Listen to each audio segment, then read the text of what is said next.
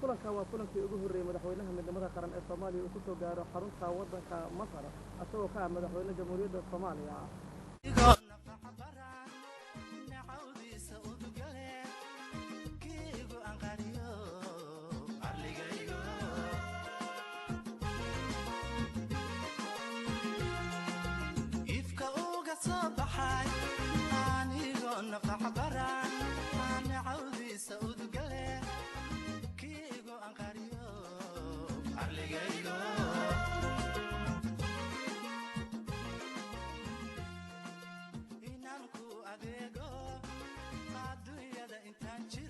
بسم الله الرحمن الرحيم كنتوا عن وناسين الهان كبا فحينا فرجة إن ورثت العيب هذا طبعا يا أن لا يرنا يحسنها جمهورية فدرالة الصومالية كفريق كأحمد فخصة عشرة مجالة أنقرة ذلك الفجة فلما كان السوداني مجالة القاهرة حرم وضع مصر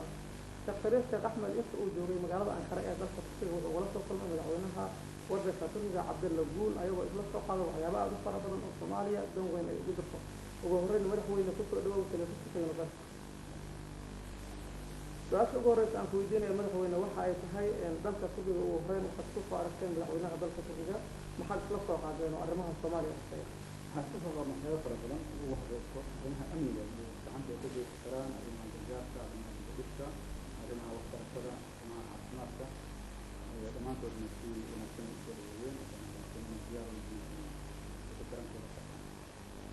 وقت مدحوين الساكة برغنمدي طبانكي صباح لما واحد نصرا ودحوينها وضعن كان مصر السيد محمد حسن بوار صحابي خلصوا قادر نسوق على المسيرة الخلاف رسل ودحوي الصومالية هذا أسوأ تعقيد الصومالي مرحلة حسيب الجوان شاهد الوقت من درجة الصومالية كده أي الصومالي ذلك الفيديو عن كل كان مفروض عرف توسع رامسة كنت كلا يعني شعب الصومالية iyo doorka cadada loo baahan yahay in marxalad soofa oo muuqda ku jirtaan ma ay dareemaan walaalahooda darafka diinta kala u dadaalayo intii waxaan aad iyo aad ugu dadaali doono ku aadan dowladda Masar iyo ku aadan diinta kale waxaan ogaan carabta iyo xaqiiqda madaxweyne marka aan ku su'aalo waddanka Masar waxa halbowlo ah kanalka Suweys sida aan loo socodsiin dhibaatooyin aad u fara badan oo falalka burcadnimada ay waxay ka jiraan Soomaaliya ma isla soo qaadeen madaxweynaha waddanka Masar sidii loo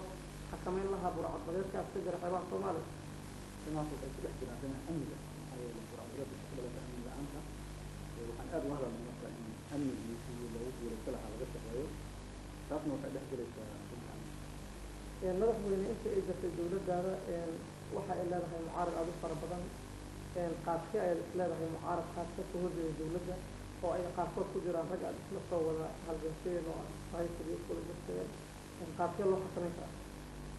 أنا مثلا من أفضل بقى مسؤول الإدارة في الصومالية أو معارض أنا ولا مسؤول أنا ولا مشاعر عادي هم مسؤول ده إحنا ولا جرنا ولا صادم إنه بنا عنا نجمعها كنا أدي المسؤول دوينه أدي المطلع هذا كسر دوينه دولته هي مسؤولية مصحي مالك عن مسؤول أخوي عرفنا حسينا إن بنت الصومالية ولقى نقول هذا ما أنت معلم ليجي من الدار يلوب هنا ما معلم لوب هنا عندك أقول لك شو تقول معلم لوب هنا بس اسم وقت معلم لوب هنا بس فرق عايز كسر لابسان جريه هذي مثلا الصومالية شو ما أنت تيجي ده نجد وحول بقى معرف بالبناء أنا أي دليل عند الولد وإحنا والله بالله ومالك عن المرة إحنا حسينا مثلا لو ولا هم كمان دونا وحسينا معارف هذا استخدم بأنه معارف واحد أو كان معارف معارف إيجابية معارف مدة كلا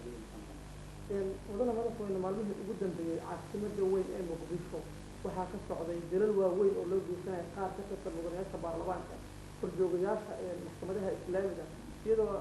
maalintii shaqada weli la dilay sarkaal ka tirsan maxkamadda islaamiga sidee uu dareenkaaga ku keenayaa arrimahan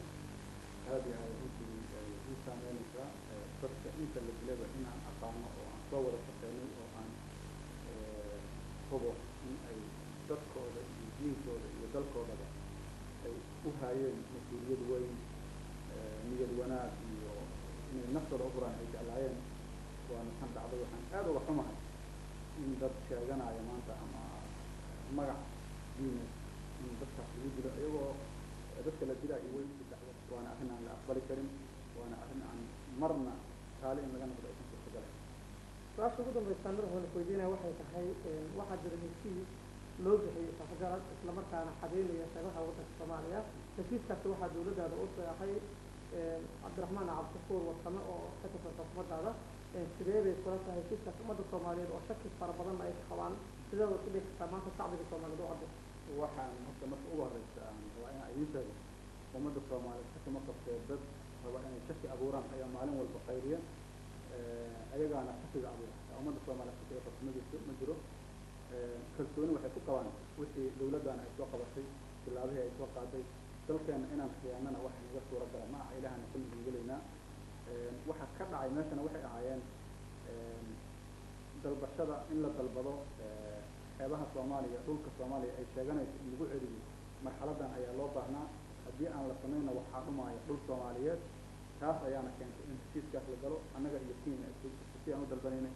annaga iyo Kenyana maadaama xuduudda dhulka aan laysku waafaqsaneen xuduudda baddana waxa waaye khilaafa ka jira. marka khilaafkaas inuu jirana in la muujiyo meesha ayay soo gashay. waxaadna ogtihiin in dhulkii dhul khayraad oo ku jiray uu yahay loo baahan yahay in tilaabo ay qaado dowladdu. marka heshiiskaas wuxuu ahaa heshiis lagama maarmaan ah in la galo. heshiis lama dhihi karo laakiin isfahamkaas wuxuu ahaa isfaham horudhac u ah in dhulka maqan ee Soomaaliyeed la raadiyo. qasaska ku dhisnaayana kaas u ahaa. shacabka Soomaaliyeed waxaan rajeynaynaa inay sidaas u fahmaan. mudane madaxweyne aad baad umahadsantahay mudane madaxweyne wareysigan qiimaha badan aad isula gelisay.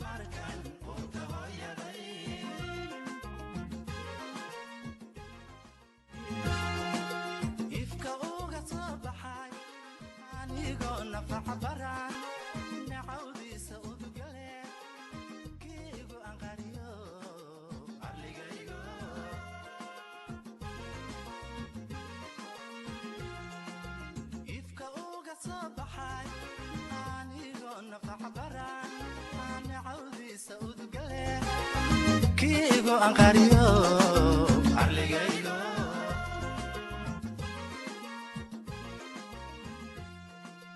inaan ku adeego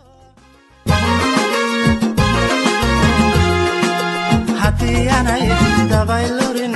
awood male naftaydu